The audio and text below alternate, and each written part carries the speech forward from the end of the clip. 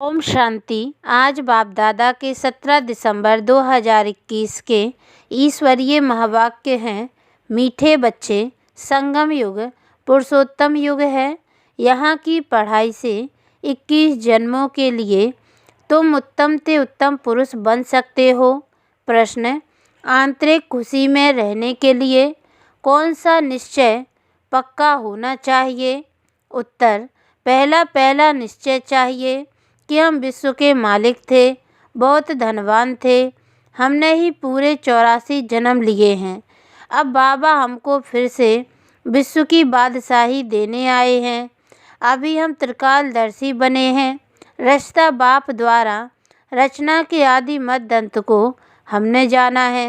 ऐसा निश्चय हो तब आंतरिक खुशी रहे। गीत, नयनहीन को राह दिखाओ प्रभु। ओम शांति। बच्चों ने गीत की लाइन सुनी। अब बाबा आकर कितनी अच्छी राह बताते हैं पुरुषोत्तम बनने की। दुनिया में भी अनेक प्रकार की कॉलेज यूनिवर्सिटीज़ हैं जहाँ भी पोजीशन के लिए पढ़ते हैं। फिर कोई क्लर्क, कोई मजिस्ट्रेट, कोई चीफ जस्टिस बनते हैं, पुरुष उत्तम पद पाते हैं। परंतु वह सब हैं कलयुग के लिए उत्तम पद। बाप आकर सतयुग के लिए उत्तम पद प्राप्त कराते हैं। यह है संगम युग। इसमें उत्तम से उत्तम बनना है। मनुष्य जो भी नॉलेज पढ़ते हैं वह उत्तम बनने के लिए। अब यह है रूहानी नॉलेज जो भविष्य के लिए है। यह संगम युग है, पुरुषोत्तम युग। चित्रों में जहाँ भी संगम युग है वहाँ पुरुषोत्तम जरूर लिखना चाहिए। हर एक चीज़ उत्तम बनाई जाती है। तुम जानते हो यह लक्ष्मी नारायण कितना पुरुषोत्तम है। उनके जेवर, वस्त्र आदि कितने शोभनीक होते हैं। तो ऐसे चित्र बनाने चाहिए। बाबा तो डायरेक्शन ही देंगे। बच्चे तो शहरों में घूमते फिरते हैं, वह उनको ही ध्यान में आना चाहिए कि कैसे कैसे शोभनीक आकर्षण वाले चित्र बनाएं जिससे भव का अच्छा हो। बुद्धि में सारा दिन यह याद रहना चाहिए कि हम उत्तम से उत्तम पुरुष बन रहे हैं। कौन बनाते हैं? सबसे उत्तम बाप। तो ऊंचे से ऊंची श्रीमत है एक बाप की, वह बाप ही बताते हैं। श्री का अर्थ श्रेष्ठ। श्री का टाइटल सिर्फ देवताओं को ही दिया जाता है। उनको आत्मा और शरीर दोनों पवित्र है। उनका जन्म भी पवित्रता से ही होता है। यहाँ कोई का भी जन्म पवित्रता से नहीं होता है। सिख लोग गाते हैं मूत पलीती। बाबा आकर मूत पलीती कपड़ों को धुलाई करते हैं और उनको मनुष्य से देवता बनाते हैं। देवताएं विकार से पैदा नहीं होते हैं, परंतु लोग समझते हैं विकार बगैर दुनिया कैसे चलेगी। बाप समझाते हैं स्वर्ग में विष की पैदाइश होती नहीं। अभी तुम स्टूडेंट जानते हो कि हम आए हैं नर से नारायण बनने के लिए। इस राजयोग द्वारा हम राजाई प्राप्त करेंगे। अगर कोई फेल हो जाते हैं तो चंद्रवंशी में चले जाते हैं। तुम्हारी तो है रावण से युद्ध, परंतु दुनिया में यह किसको मालूम नहीं है कि रावण हमारा पुराना दुश्मन है। रावण का अर्थ नहीं जानते तो 10 शीश क्या है? तुम बच्चे जानते हो विकारों की प्रवेशता से ही भ्रष्टाचारी बन जाते हैं।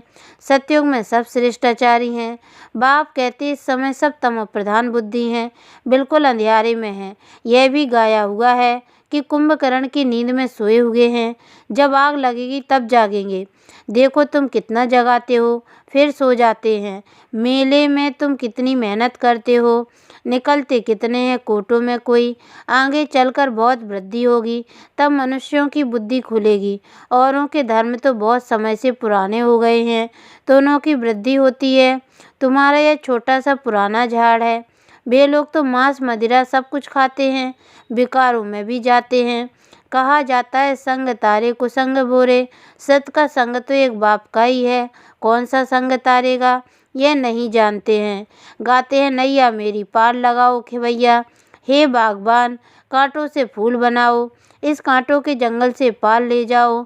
अब फूल तो यहाँ बनना है, दैवी गुण धारण करने हैं, पुरुषोत्तम बनना है। खान पान भी शुद्ध होना चाहिए।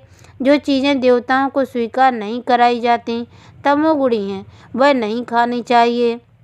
सब्जियों में भी सतो रजो तमो है। आजकल तो मनुष्य गरीब है ना, ज्ञान भी गरीबों को लेना है। साहूकार लोग तो खूब पैसा उड़ाते हैं। बायोस्कोप देखना बहुत खराब है। अखबार में भी पढ़ा था कि फिल्म देखने जाना गोया नर्क में जाना।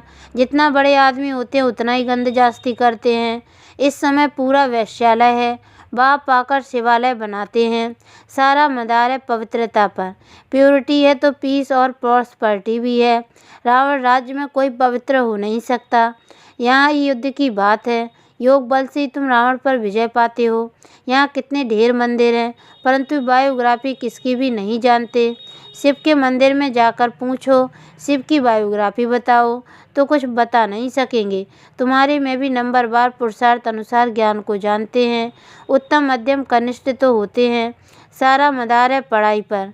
बाप आत्मा कहती है हम तो नर से नारायण बनेंगे। पढ़ाता तो सबको राजयोग हूँ, परंतु फिर भी पुरुषार्थ अनुसार उत्तम मध्यम कनिष्ठ बनते हैं। इसलिए बच्चों को पढ़ाई पर पूरा ध्यान देना चाहिए। शिव भगवान वाचे कि योग अग्नि से तुम्हारे पाप भस्म हो जाएंगे और सतो प्रधान बन जाएंगे। इसलिए बच्चे याद की यात्रा को भूलो मत। अपने दिल से पूछो कि हम प्रदर्शनी में ज्ञान तो बहुत अच्छा समझाते हैं, परंतु याद की यात्रा में रहते हैं, याद में फेल हैं, इसलिए वह अवस्था वह खुशी कायम नहीं रहती। इस सब्जेक्ट में बच्चों को अभ्यास बढ़ाना चाहिए। चित्र भी ऐसे शोभनीय बनाने चाहिए जो कोई भी आकर पढ़ने से ही नॉलेज समझ जाए। अच्छी चीज़ होगी तो देखने बहुत आएंगे। इन चित्र बनाने वालों को कितना इनाम मिलता है। देवताओं के चित्रों को खास पुराना करके बेचते हैं तो मनुष्यों को बहुत पसंद आते हैं। बहुत पैसे देकर भी खरीद करते हैं। देवताएं सतो प्रधान थे तो उनके चित्रों का भी कितना मान है, परंतु ये नहीं जानते कि भारत ही पुराने से पुराना है। सबसे पुराने से पुराना है शिव बाबा। पहले पहले शिव ही आते हैं। मनुष्य तो मूझे हुए हैं। तुम भी अभी समझते हो कि पहले हम तुच्छ बुद्धि थे, अब क्या से क्या बन गए हैं। हम विश्व के मालिक थे, बहुत धनवान थे, परंतु तुम्हारे में भी निश्चय बुद्धि थोड़े हैं। नहीं तो बच्चों को आंतरिक खुशी होनी चाहिए कि वाह हमने तो पूरे 84 जन्म लिए हैं। कम पढ़ने वालों को कम जन्म मिलेंगे। जो सूर्यवंशियों में आएंगे उन्होंने ज़रूर अच्छी पढ़ाई की होगी। यह पढ़ाई कितनी अच्छी है। रचता बाबा ही आकर रचना के आदि मध्य दंत की नॉलेज देते हैं। तुम त्रिकालदर्शी बनते हो। कोई से पूछो तुम त्रिकालदर्शी हो, तीनों ही कालों का तुमको ज्ञान है, तो कहेंगे यह सब कल्पना है। किसी एक ने कहा तो और भी कहते रहेंगे। अब तुम्हारी बुद्धि में सारा ज्ञान है और परमात्मा बाप है, यह भी तुम जानते हो। गीता में लिखा है कि परमात्मा का रूप तो हजारों सूर्यों से भी तेजोमय है, परंतु ऐसा है नहीं। बाबा तो बिल्कुल शीतल है। बच्चों को भी आकर शीतल बनाते हैं। जैसे बाबा ज्योति बिंदु है, वैसे आत्मा भी ज्योति बिंदु है। जैसे फायर फ्लाई होता है, वह तो देखने में आता है, बाबा तो दिव्य दृष्टि बिना देखने में नहीं आता है। तुम जानते हो परमात्मा ज्ञान का सागर है। तुम बच्चे भी मास्टर ज्ञान सागर बन रहे हो। आत्मा कितनी छोटी है, उनमें भी सारी नॉलेज भरी हुई है। आत्मा ही सुनती है, आत्मा ही धारण करती है, आत्मा ही शरीर द्वारा समझाती है। यह बातें कोई को भी समझाने आएंगी नहीं। तुम भी बाप द्वारा समझ और समझा सकते हो। परमपिता परमात्मा ही पतित पावन ज्ञान का सागर है। कृष्ण को पतित पावन व ज्ञान का सागर नहीं कह सकते हैं। बुलाते भी हैं एक को कि हे पतित पावन आओ, ना कि कृष्ण व राम को कहते हैं। सीता का राम कोई पतित पावन था क्या? तुम सब भक्तियाँ हो, भगवान एक है। तुम सब ब्राइड्स हो, मैं तुम्हारा ब्राइड ग्रूम हूँ। मैं आता हूँ तुम्हारा श्रृंगार कराने। सभी आत्माओं का मैं आकर भक्ति का फल भी देता हूँ। यह पढ़ाई कितनी बड़ी है, नर से नारायण बनाती है। कितना नशा होना चाहिए। बाप आई हैं अविनाशी ज्ञान रत्नों का दान देने। यह है अच्छे से अच्छा दान। शिव के आगे जाकर कहते हैं झोली भर दो। तुम्हारी बुद्धि में अभी सारा ज्ञान है कि हम ही अब संगम पर है। हमको शिव बाबा विष्णुपुरी का मालिक बनाते हैं। अब हम ब्राह्मण हैं, फिर हम देवता बनेंगे, फिर क्षत्रिय वैश्य शूद्र बनेंगे। यह है हम सो स्वयं का राज। मनुष्य कहते आत्मा सो परमात्मा। बाप समझाते हम सो पूज्य, हम सो पुजारी कैसे बनते हैं, सतो प्रधान सतो रजो तमो में कैसे आते हैं। इस राज को तुम ही जानते हो। यह धारणा की बातें हैं। इस पढ़ाई से कितनी बेहद की राजधानी स्थापन हो रही है। तुम पढ़ रहे हो भविष्य 21 जन्मों के लिए, नंबरवार पुरुषार्थ अनुसार। कोई राजा, कोई रानी, कोई प्रजा जाकर बनेंगे। वहाँ सबको सुख ही सुख है। यहाँ तो कर्म अनुसार दुख मिलता है। यह है ही दुखधाम, वह है सुखधाम। अब बाबा कहते, बच्चे ऐसा कोई बुरा काम मत करो जिसकी सजा खानी पड़े। अगर फिर भी ऐसे कर्म करते हैं तो पद भी ऐसा मिलेगा। अगर अच्छी तरह पढ़ेंगे तो कल्पांतर की प्रारब्ध बन जाएगी। अभी यह ज्ञान है, फिर प्रायः लोप हो जाएगा। अभी तुम पुरुषार्थ नहीं करेंगे तो बहुत पछताएंगे। बाप कहते हैं, दैवी गुण धारण करो, नहीं तो कर्म विकर्म हो जाएंगे। यहाँ सब मनुष्यों के कर्म विकर्म बनते हैं, यह तुम्हारे सिवाय कोई जानते ही नहीं। गीता का भगवान कब आया यह कोई बता न सके। कहते हैं द्वापर में आया। वेद शास्त्र बने ही द्वापर में है और द्वापर में ही आसुरी संप्रदाय हो गए। बच्चे कहते, बाबा हमको इस पाप की दुनिया से ले चलो। गोया मौत मांगते हो, इसलिए उनको कालों का काल कहा जाता है। उन लोगों ने सिर्फ नाम रख दिया है अकाल तख्त, परंतु अर्थ कुछ नहीं समझते। जो बहुत ऊंच बनते हैं वही आकर नीचे भी गिरते हैं। तुम बच्चों को अब यह ज्ञान सारा समझ में आया है। यह बहुत वंडरफुल ज्ञान है। रचना के आदि मध्य अंत का ज्ञान कोई दे न सके, नहीं तो निराकार को नॉलेजफुल कहने से फ़ायदा ही क्या।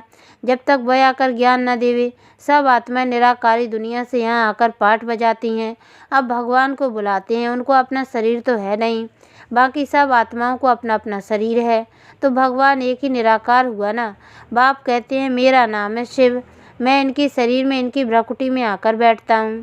जैसे आत्मा ऑर्गन्स द्वारा बात करती है, वैसे बाबा भी इनके ऑर्गन्स द्वारा समझाते हैं। गाया भी हुआ है, भ्रकुटी के बीच में चमकता है अजब सितारा। अब इन गुहे राजों को तुम बच्चे ही जानते हो। अच्छा, मीठे मीठे सिकी लदे बच्चों प्रति माता पिता बाप दादा का याद प्यार और गुड मॉर्निंग। रूहानी बाप की रूहानी बच्चों को नमस्ते, और हम रूहानी बच्चों की ओर से भी रूहानी माता पिता बाप दादा को याद प्यार और गुड मॉर्निंग बाबा नमस्ते। धारणा के लिए मुख्य सार है। पहली पॉइंट है, अपनी ऊंची प्रारब्ध बनाने के लिए पढ़ाई अच्छी तरह पढ़नी है, कोई भी बुरा काम नहीं करना है। दूसरी पॉइंट है, अपना खान पान बहुत शुद्ध रखना है। देवताओं को जो चीज़ स्वीकार कराते हैं वही खानी है। पुरुषोत्तम बनने का पुरुषार्थ करना है। वरदान, त्याग तपस्या द्वारा सेवा में सफलता प्राप्त करने वाले, सर्व के कल्याणकारी भव। जैसे स्थूल अग्नि दूर से ही अपना अनुभव कराती है, ऐसे आपकी तपस्या और त्याग की झलक दूर से ही सर्व को आकर्षित करे। सेवाधारी के साथ साथ त्यागी तपस्वी मूर्त बनो, तब सेवा का प्रत्यक्ष फल दिखाई देगा। त्यागी अर्थात कोई भी पुराने संकल्प व संस्कार दिखाई ना दे।